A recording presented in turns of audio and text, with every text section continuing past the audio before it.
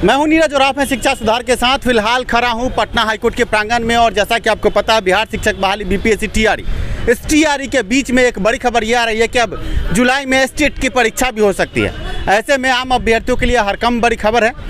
Twitter handle से, एक Twitter account से ये ट्वीट किया गया है। हालांकि इस खबर की हम पुष्टि नहीं करते हैं। फिलहाल हाई कोर्ट में हम पहुंचे हैं बीपीएससी टीआरई पर जो केस शिक्षा सुधार की तरफ से दो बड़े केस, एक एसटीटी 2019 नोटिफिकेशन और दूसरा जो शिक्षक बहाली में सीटेट दिसंबर 2019, 2021 और 2022 अभ्यर्थियों में कक्षा 6 से 8 के लिए जो सीटें नहीं दी गई हैं और इसके अलावा जो बहाली प्रक्रिया में मापदंडों में सिलेबस के साथ और अन्य प्रक्रियाओं को लेकर जो खिलवाड़ हो रहा है और आम अभ्यर्थियों को 4 साल बिठा करके परीक्षा की आग में जो झोंका जा रहा है, इसके खिलाफ हाईकोर्ट में केस और अगले महीने में सभी केसों की सुनवाई लगभग सुनिश्चित है, ऐसा अधिवक्ता ने कहा है। और अधिवक्ता, वरिष्ठ अधिवक्ता का इंटरव्यू संध्या तक हम आपको वो भी लाइव दिखाने की कोशिश करेंगे। फिलहाल पटना हाईकोर्ट के प्रांगण में हम खड़े हैं। आज अधिवक्ता से जब हम मिलने पहुंचे हैं तो आप आम अभ्यर्थियों को यहां से हम ब्रीफ कर रहे हैं। बिहार में जो बीपीएससी टीआरई की परीक्षा है, सबसे बड़ी बात हम आपको बता दें कि इस परीक्षा के आधार पर बहाली प्रक्रिया आप भूल जाइए। क्यों भूल जाइए,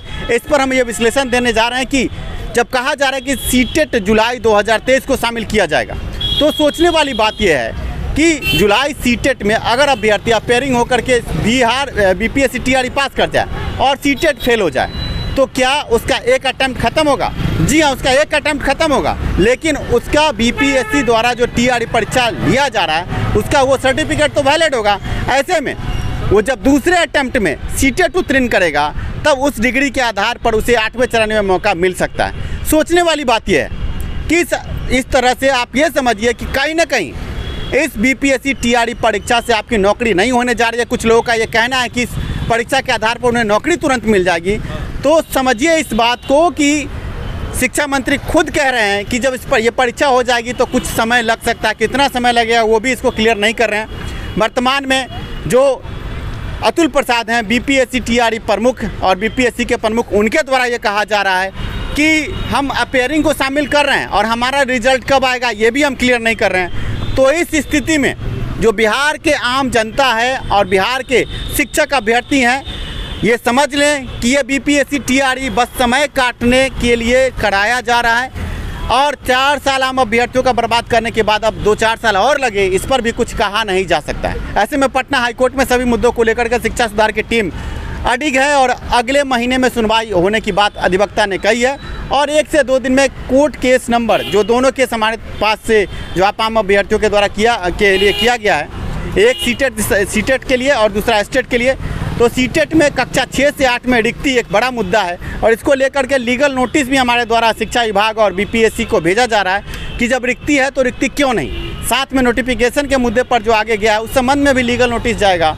तो शिक्षा सुधार कहीं ना कहीं काम करने पर विश्वास रखता है, पर मैं देख रहा हूँ कि आप आम अभ्यर्थियों के बीच में कुछ छबड़ी भी सक्रिय हैं। ये छबड़ी, सबसे बड़ी बात यह है कि आपको ये सोचना चाहिए कि ये छबड़ी वही छबड़ी हैं जिन्होंने आपसे आंदोलन के नाम पर, पादन यात्रा के नाम पर पैसा ठगा। और सोचने वाली बात है, मैं जब दिल्ली गया सुप्रीम कोर्ट के अधिवक्ता से इस संबंध में राय लेने, तो उसी अधिवक्ता के पास जाकर ये छबड़ी लोग आपके लिए कह रहे हैं कि हम केस लड़ेंगे सुप्रीम कोर्ट, हाई कोर्ट में, और जब बात आती है केस की तो फिर हाई कोर्ट में ही आया जाता है और आप आम अभ्यर्थियों से सुप्रीम कोर्ट के नाम पर पैसा ठगा जाता है। तो इस स्थिति में आप आम अभ्यर्थी सजग रहे, समझदारी के साथ काम करें।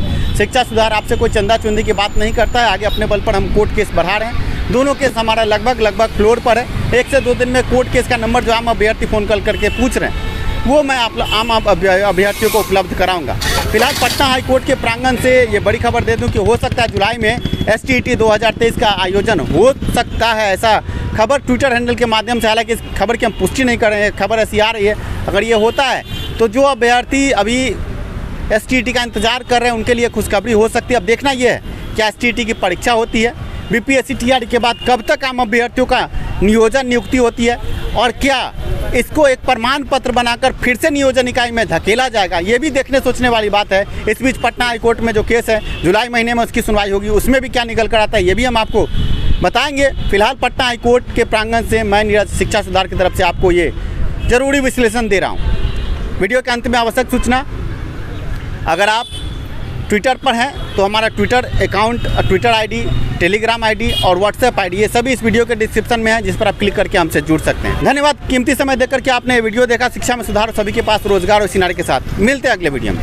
धन्यवाद। चक्षु पब्लिकेशन लेकर आया है बड़ा धमाका।